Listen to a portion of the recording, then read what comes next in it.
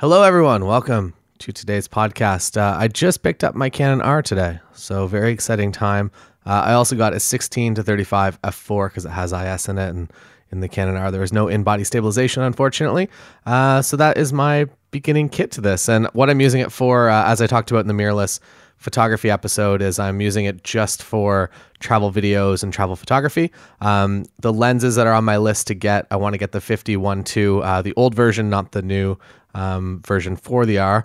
And then I also want to get the 35 1.8 that is for the R, the RF version, I guess. The product names are very confusing now with the R and the EF and the RF, and there's a lot going on. So that is kind of my beginning kit. Super wide for just general filming of things, and then a 50 for portraits, and the 35 for if I want to be a little bit more inconspicuous, and or I just want to have a smaller kit to carry around, or if it gets dark, because 1.8 is a lot better than f4. So yeah, that's my life today. So far, I'm enjoying it. I'm the one trick that it got me, it said that it does 120 frames a second at HD, but that's a misleading stat because the HD is actually 720p, which I don't really consider to be HD anymore, but I guess Canon marketing team does. So disappointed that they would pull something like that. But other than that, I'm pretty happy.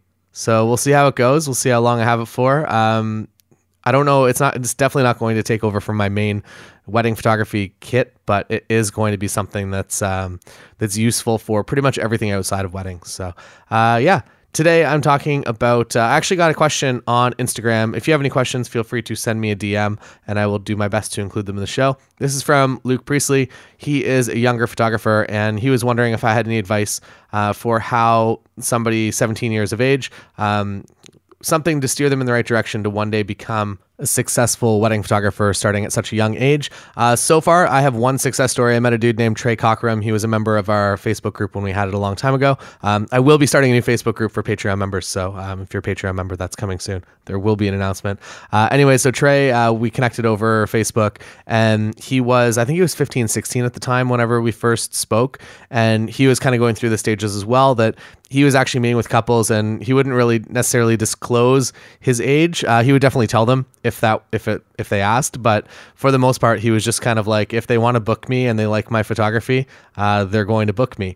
Personally, with me, my struggle, I've talked about this a little bit in the past as well on the podcast, and my struggle is just that I'm very introverted, and that socially I wasn't able to really compete and have things in common with people that were a little bit older. So when I was like 18, 19, trying to do weddings, and my couples were 24, 25, 26, that was a pretty significant divide for me, especially as somebody that I didn't party a lot. I didn't go drinking a lot. I really just played a lot of video games, and to go from video games to photography and just thrown into this high pressure social environment was pretty challenging for me. So if you are an extroverted person, you have a huge step up, or if you can just fake it. My friend Michael Litt, I was interviewing him for an unrelated project, and he said that that basically you're kind of in the best possible situation if you're an introvert, because you can learn to be extroverted, but you cannot really learn to be introverted. So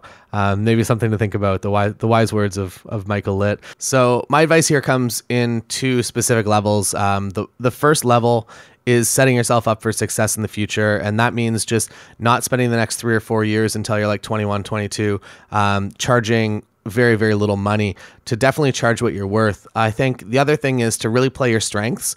And personally, I think it's a pretty damn cool story that if you're a 17-year-old photographer taking images and competing on the level of people that are twice or 3 times your age, I would play that underdog card. And I feel like that is a very compelling and exciting thing. I think that you also have the excuse to do things that are a little bit new and interesting and experiment a little bit more.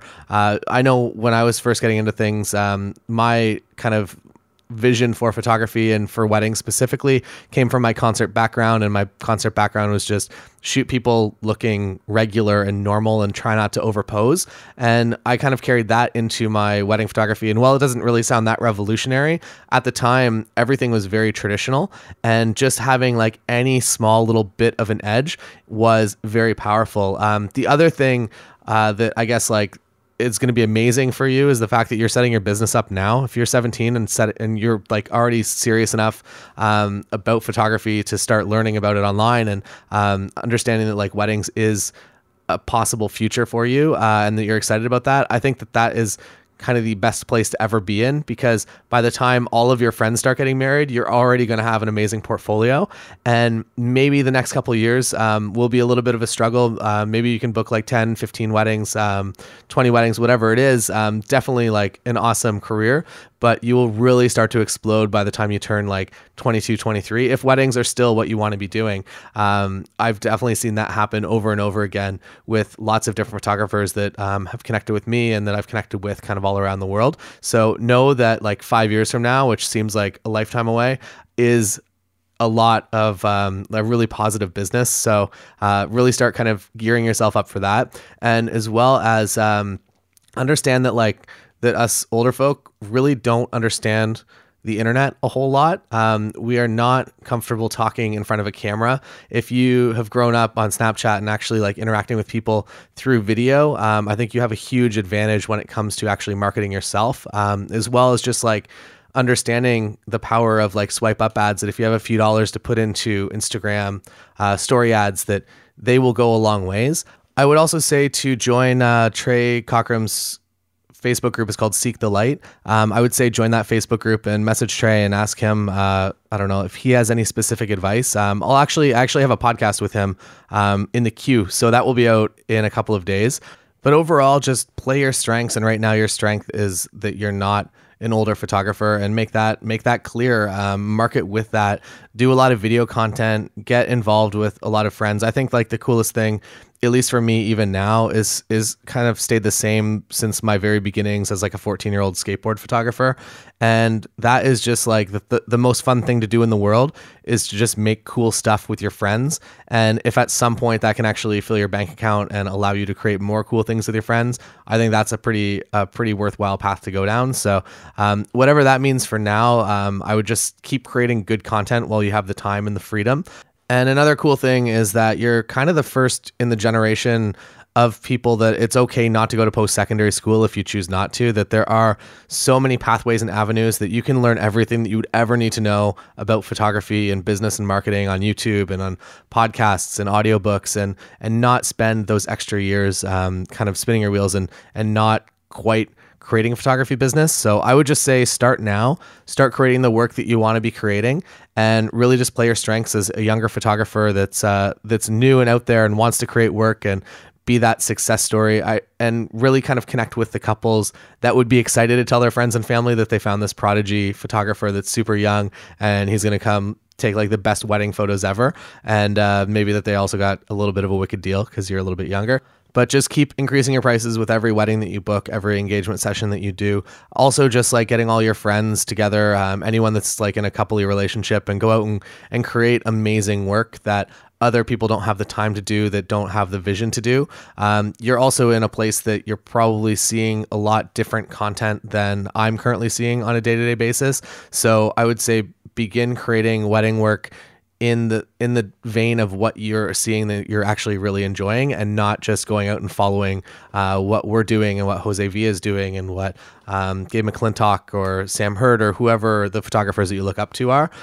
Just begin carving your own path and do something that is exciting for you, and involve your friends on the way, because I feel like it's cool to, if you're a photographer, to bring a video guy with you, that there are so many different options that you can create, not necessarily as like a business partnership, but if you're working closely, if you know somebody that wants to get into wedding video that's kind of in the same boat, being able to create content with each other, one is just like super good for life happiness, and two, I think it's a very positive relationship at this growing stage of your business. The relationships that I look back on the most, I would say, are the relationships when I was first kind of just booking my first couple weddings, and people were in that same boat, and it was just such an exciting time that like I booked a wedding, and then those guys booked a wedding, and now like I want to compete on like some level, so I need to book another one, and it's just it's a really cool spot to be in. So enjoy the growth process of work, and know that by the time you're like 23, you're probably going to have the most successful wedding photography studio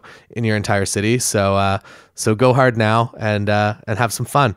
And don't take it too seriously, because if you take it too seriously and you start trying to emulate what other people are doing, that's when you just kind of become the same as everyone else and you lose your unique selling proposition.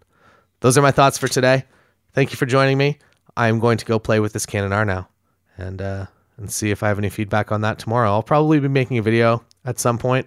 I was a little bit late to the game getting this Canon R. It's been out for a little while now. Usually, if you know me, I try to get the first one that comes to Canada. I kind of slept on this a little bit because honestly, I was a little bit disappointed with the Nikon release, and I was like, I'm kind of let down in general. And then I found the X-T3, and the X-T3 was a great camera.